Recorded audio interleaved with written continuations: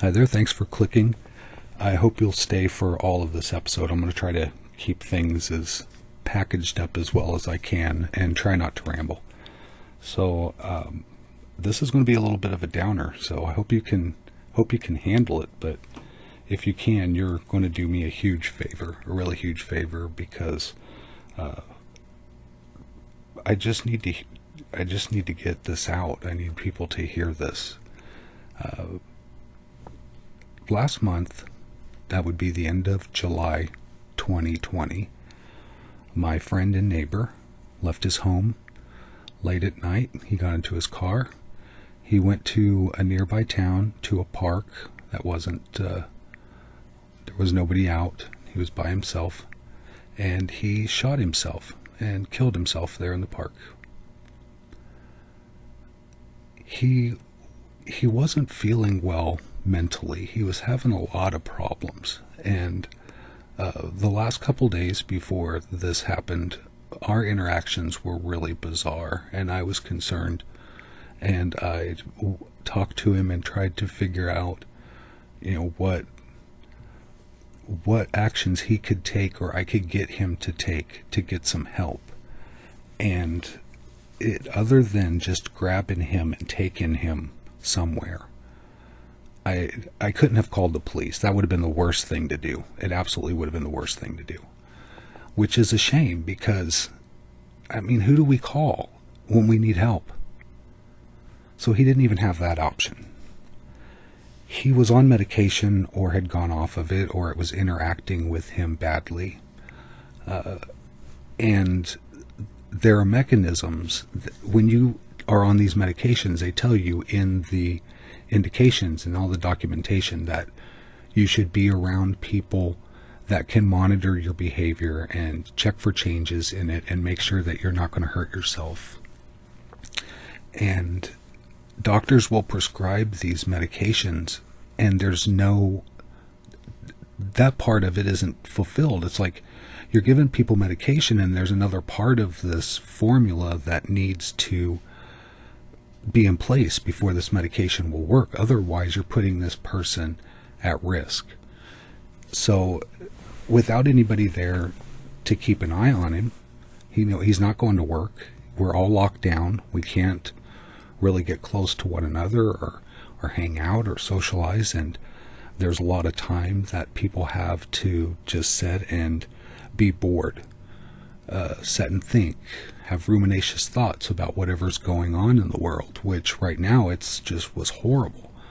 And all of that just drilled straight into him and just made a mess of him. He should still be alive today. My neighbor ended his life because of the hopelessness, of the uncertainty, of the anxiety, and the paranoia. He was of mixed race. He was half Caucasian, half black, and he looked more black than white. And because of that, he felt like he was being targeted, and justifiably so.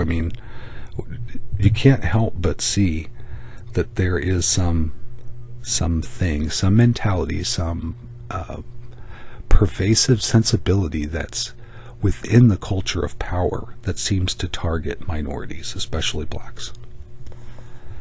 If you can't see that, then you're not paying attention, and you're definitely not black. And if you are black and you don't see it, well, congratulations, you've managed to dodge a huge bullet that so many other people haven't been able to. And my neighbor wasn't able to dodge that bullet. I hold the people in power personally responsible for his death. He did not kill himself. He was murdered by the system. And this is happening again and again, and it's happening more frequently. I'm sure listeners who are in the United States knows somebody who's killed themselves in the last 12 months. You may know somebody really close to you.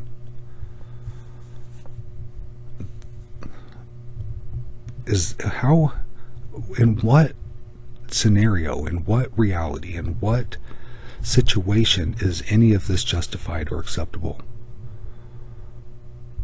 I don't care who you blame it on.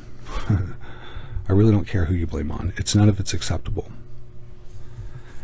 And if people do pay attention, they blame the victim. But usually the people that need to pay attention just ignore it. They just ignore the problem. You have people in positions of power that control the destiny, the fates of our lives, and they say that they can relate to us, but I don't really see how that's possible. I mean, most of the people I know don't live in gated communities. They go to jobs where they interact with people that they have no choice over. Their lives aren't curated from the time they get up to the time they go to bed and all through the night. That's what regular people are. But the people in power live in gated communities, and they never see or talk to anybody that they don't choose to. They never have an occasion to meet a regular person. So how can that person relate? It's stunning to imagine that they can. To any degree, on a good day, that makes a difference. And then on a bad day, definitely not. The fact of the matter is that the people in power who murdered my neighbor are doing really, really well, while the rest of us suffer dearly. And what do I mean by suffer? Well, we suffer in all kinds of different ways. People who are sick are dying. People who are not sick are getting sick and dying, or surviving it, and they're left with an insurmountable amount of debt. The people who aren't getting sick are getting thrown out of their houses. People have lost their jobs. They've lost their dreams. They've lost their hopes. They've lost their futures. They've lost their children's future. Their children's childhood has been completely changed and upended. They're anxious. They don't know what the future brings, and their parents have no answers for them. And then we're supposed to imagine that the people who are responsible for all of this right now, if they're not responsible for it, then they're at least responsible for making it much, much, much worse than it needs to be. Those people, they just act like they simply don't care. They'll be okay. They'll be all right. There's no doubt in my mind that they'll be all right. There's no doubt in your mind that they'll be all right. And there's no doubt in their mind that they'll be okay. Because when people are in despair, when they're desperate, when there is no hope, and they drive themselves to a park and blow their brains out, they burst into a big pile of coins. And then the power class and our leaders come along with their cold black hearts and suck it up. Wall Street has never done better, and we've never suffered more. Jeff Bezos worth $200 billion. I guess he deserved it. I mean, he did eliminate infant mortality. He ended starvation and suffering around the world. He's eliminated cancer and heart disease. He's given us all perfect health. He's given us all a beautiful future. Whatever he did to earn $200 billion, was it any of those things? Because that seems like the only justification for that amount of money. Because otherwise, you're just a scoundrel. And you use your power and money to make more power and money. Do you think that he's spent the last 10, 15, 20 years doing anything to help regular people? His focus is on accumulating money. It's like hoarding. It's like a hoarder, except for instead of trash, it's money. It's psychotic. It's not it's a mental illness. Jeff Bezos shouldn't be lauded. He shouldn't be emulated. He shouldn't be congratulated. He should be locked in a mental institution, because no one should have that amount of money. And the only way they got it is by putting it on people like my neighbor, people like myself, people like the hundreds that I live around who work hard, who truly add value to the world, and they can barely live off of it. What value has Jeff Bezos added to the world? None. That $200 billion, that's liquidated mom and pops. Businesses that used to earn enough money to pay a few employees well. Mom and pop did well. They were able to put their kids through college. They're able to save for retirement. Mom and pop can't do that anymore because Jeff Bezos has all of their money.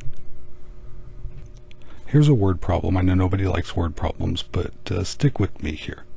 Is it better to have 1 times 200 billionaire, like one Jeff Bezos, or is it better to have 2,000 millionaires?